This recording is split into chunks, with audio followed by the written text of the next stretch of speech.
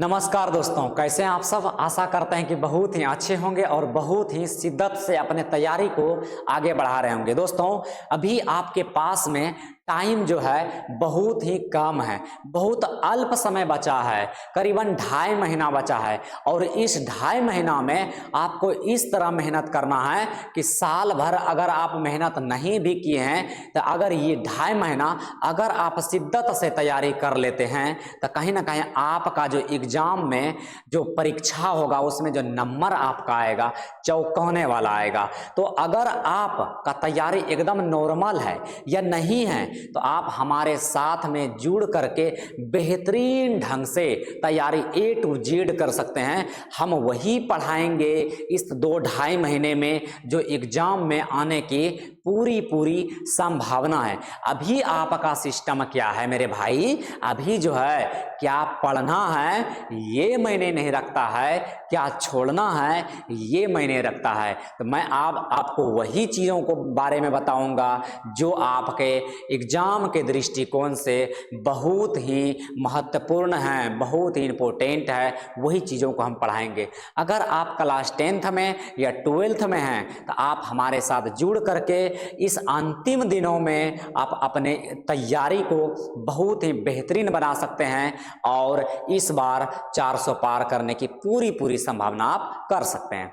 तो चलिए, आज जो हम क्वेश्चन लाए हैं क्लास 10th के बिहार बोर्ड से जुड़ा हुआ क्वेश्चन है और ये प्रीवियस ईयर क्वेश्चन है। ये कई बार एग्जाम में आ चुका है, जो कि फिजिक्स का क्वेश्चन हम लाए हैं और ये फिजिक्स का 30 क्वेश्चन है। ये 30 क्वेश्चन को आज हम देखेंगे। पिछले वीडियो में हमने बात किया था 30 क्वेश्चन का, जो कि PYQ था, वो भी फिजिक्स का ही क्वेश्चन था। और आज फिर से मैं दूसरा वीडियो में फिजिक्स का ही क्वेश्चन लेकर के आया हूँ। ये साइंस से जुड़ा हुआ है। हम हर एक वीडियो लाएंगे, हर सब्जेक्ट का वीडियो लाएंगे। इन 3 महीनों में आपका तैयारी जो है हम बेहतरीन ढंग से करवाएंगे। अगर आप हमसे नहीं जुड़े हैं तो जुड़िए और जुड़ करके आप अच्छे अंक प्राप्त कर सकते हैं। चलिए हम बात करते हैं। चलिए, सबसे पहले ये देखिए, मेरा YouTube चैनल है। ये YouTube चैनल जो है मैं सिर्फ और सिर्फ क्लास 10th और क्लास 12th के लिए बनाया हूं। ये क्लास 10th और 12th के लिए जो भी ऐसे बच्चे हैं जो अपने तैयारी को बेहतरीन कर सकते हैं, एकदम फ्री में और डेली बाय डेली हमसे जुड़ करके आप अपना तैयारी को मजबूत कर सकते हैं। और अगर कुछ समझ में नहीं आए तो आप हमसे कांटेक्ट भी कर सकते हैं। कमेंट में आप मेरा नंबर मांग सकते हैं, आप हमसे बतिया सकते हैं, बात कर सकते हैं। जहां भी आपको डाउट होगा उस डाउट को हम क्लियर करने का प्रयास करेंगे। चलो मेरे भाई, चलो हम चलते हैं सीधे क्वेश्चन की ओर। क्वेश्चन पहला जो है, देखो अभी क्या है, रिवीजन है। हम जब सब्जेक्टिव पढ़ाएंगे तो सब्जेक्टिव में हम चीज़ों को बताएंगे, इन चीज़ों को बताएंगे, लेकिन अभी हमें रिवाइज करना है। तो रिवाइज जो करना है, सबसे पहला इसमें क्वेश्चन है ध्वनि यानी कि साउंड, तरंग यानी कि वेव।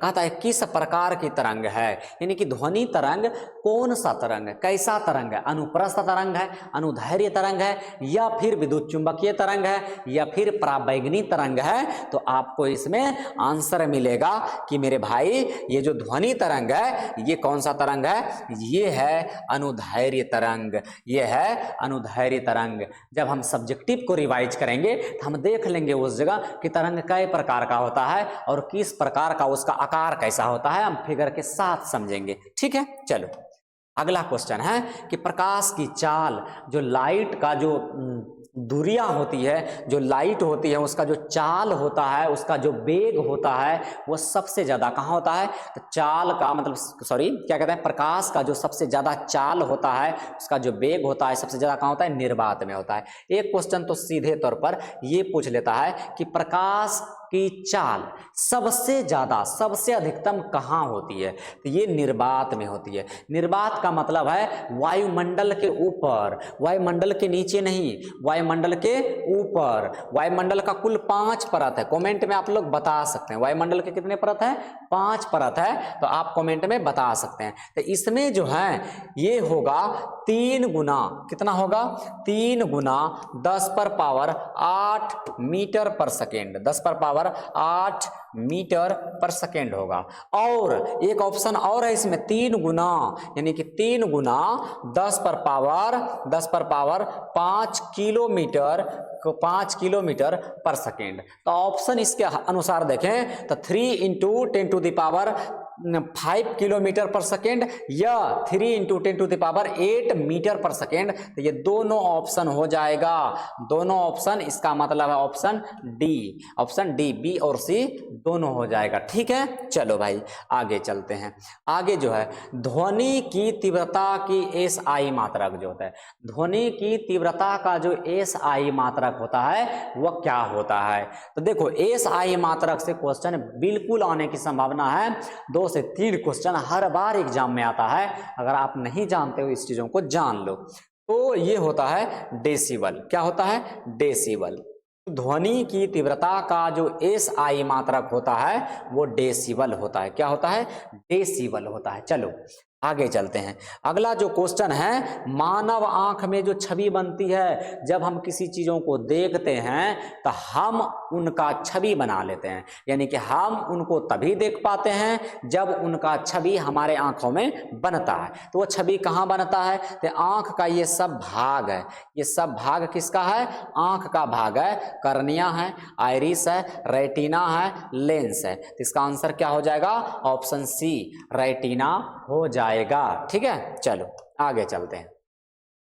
शक्ति का एस आई मात्रक क्या होता है? तो शक्ति का एस आई मात्रक क्या होता है? क्या है? जूल है, वाट है, न्यूटन है, पास्कल है। तो मैं बता दूं आपको कि शक्ति मतलब वाट, शक्ति मतलब वाट, शक्ति का एसआई मात्रक वाट। ये किसका एसआई मात्रक है? तो हम बात करेंगे कि ये शक्ति का एसआई मात्रक है। हम बोलेंगे कि न्यूटन किसका एसआई मात्रक है? तो मेरे भाई न्यूटन किसका एसआई मात्रक है? ये बल का एसआई मात्रक है। हम बात करेंगे जूल किसका एसआई मात्रक है? तो जूल जो है ये ऊर्जा का एसआई मात्रक है। जूल किसका है? ये ऊर्जा का एसआई मात्रक है। और पास्कल किसका मात्रक है? तो हम बात करेंगे दाब का एसआई मात्रक है पास्कल। पास में है कल, उसको दाबो, हो जाएगा पास्कल। ठीक है, चलो आगे चलते हैं। कहता है दर्पण के सामने वस्तु को रखने पर दर्पण में दिखने वाली छवि कहलाती है। यानी कि जब किसी दर्पण में, ये दर्पण है, ये दर्पण के सामने जब हम वस्तु को रखेंगे तो वस्तु का प्रतिबिंब कैसा बनेगा? तो मेरे भाई ये वस्तु का प्रतिबिंब जो है, जब कोई वस्तु को हम सामने रखेंगे तो हमेशा आभासी बनेगा, हमेशा आभासी बनेगा। ठीक है, क्या बातें समझ में सब आ रही है या ना? चलो आगे हम बात करते हैं अपवर्तन किसके कारण होता है। अपवर्तन जो होता है वो किसके कारण होता है बताइएगा? प्रकाश की गति में परिवर्तन के कारण, प्रकाश की दिशा में परिवर्तन के कारण, प्रकाश के स्रोत में परिवर्तन के कारण, या प्रकाश के रंग में परिवर्तन के कारण। तो रंग तो होगा नहीं, प्रकाश के स्रोत तो होगा नहीं, प्रकाश का दिशा तो होगा नहीं, तो प्रकाश का गति होगा। कैसे? मैं अगर थोड़ा सा आपको बताऊं कि अपवर्तन किसे कहते हैं, तो अपवर्तन जो है जब किसी चिकने चमकीले सतह, यानी कि जब प्रकाश की किरणें किसी चिकने चमकीले सतह पर, ये अगर चिकने चमकीले सतह है, प्रकाश की किरणें चिकने चमकीले सतह पर अगर आपतित होती है तो वह अपने दिशा से मुड़ जाती है। उसको जाना चाहिए था इधर, वो चल गया इधर, वो अपने दिशा से मुड़ जाती है। तो मुड़ने की घटना को ही प्रकाश का अपवर्तन कहते हैं। तो जब ये भाई आएगा तो ये क्या होगा? अपने दिशा में नहीं जा करके ये मुड़ जाएगा, तो उसके गति में क्या हो जाएगा? उसके गति में क्या हो जाएगा? परिवर्तन हो जाएगा, प्रकाश के गति में परिवर्तन हो जाएगा। तो ऑप्शन नंबर क्या होगा? ऑप्शन नंबर ए हो जाएगा। ठीक है, चलो अगला क्वेश्चन है विद्युत धारा का एस आई मात्रक क्या होता है? विद्युत धारा का एस आई मात्रक क्या होता है? तो विद्युत धारा का एस आई मात्रक होता है एम्पियर। क्या होता है? एम्पियर। विद्युत धारा का एस आई मात्रक होता है एम्पियर। प्रतिरोध का एसआई मात्रक ओम, प्रतिरोध का एसआई मात्रक ओम, ठीक है, प्रतिरोध का एसआई मात्रक होता है ओम। वोल्ट किसका एसआई मात्रक होता है, तो मैं बात करूं विभवांतर का, किसका, विभवांतर का एसआई मात्रक वोल्ट होता है। जबकि कूलाम का एसआई मात्रक क्या होता है, ये कमेंट में आप लोग बताइएगा, कमेंट में बताइएगा कूलाम का एसआई मात्रक क्या होता है, ठीक है ना, मतलब कूलाम किसका एसआई मात्रक है। चलो आगे, प्रतिरोध का एसआई मात्रक क्या होता है, अभी हमने बात कर लिया ओम, प्रतिरोध का एसआई मात्रक ओम। चलिए आगे चलते हैं। उसके बाद है वोल्ट मीटर को परिपथ में कैसे जोड़ा जाता है। परिपथ कितने प्रकार का भाई, परिपथ दो प्रकार के, एक श्रेणी क्रम और एक समांतर क्रम। तो यहां पर कहता है वोल्ट मीटर को कहां जोड़ेंगे, तो वोल्ट मीटर हमेशा समांतर क्रम में जुड़ता है। कहां जुड़ता है, समांतर क्रम में जुड़ता है, ठीक है। आगे हम बात करेंगे समांतर क्रम का, फिगर भी देखेंगे, फिलहाल ऑब्जेक्टिव है तो इसको लंबा नहीं करेंगे। चलो आगे चलते हैं।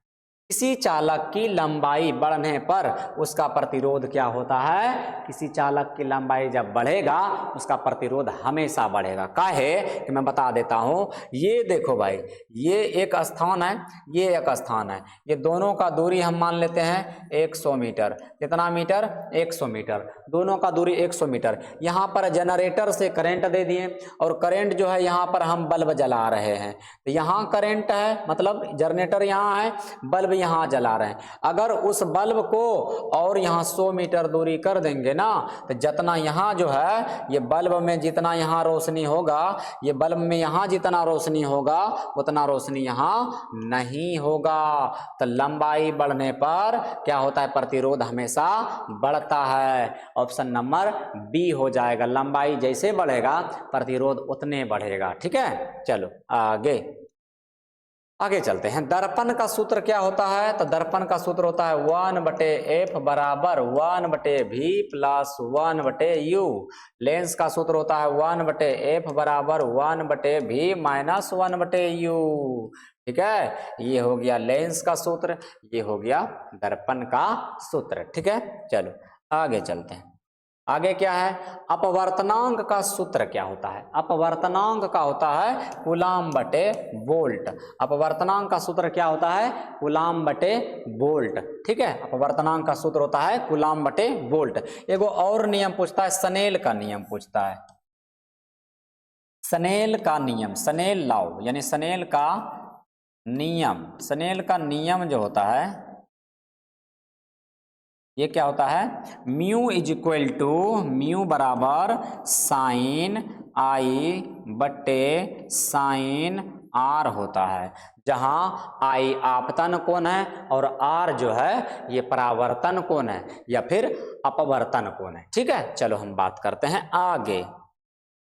उसके बाद है ध्वनि की आवृत्ति का एसआई मात्रक क्या होता है। जो ध्वनि की आवृत्ति होता है भाई, जहां आवृत्ति रहे ना फटाक से ना हर्ज लगा दियो, ठीक है। जहां आवृत्ति देख लियो वहां हर्ज लगा दियो, ठीक है। तो ध्वनि की जो आवृत्ति होती है वो हर्ज होता है, ठीक है। क्या होता है, हर्ज होता है। चलो आगे चलते हैं। लेंस की शक्ति का एसआई मात्रक क्या होता है, लेंस की शक्ति का एसआई मात्रक क्या होता है। जब भी हम लेंस की क्षमता की बात करें तो लेंस की क्षमता का एसआई मात्रक होता है डाईऑप्टर। क्या होता है, डाईऑप्टर।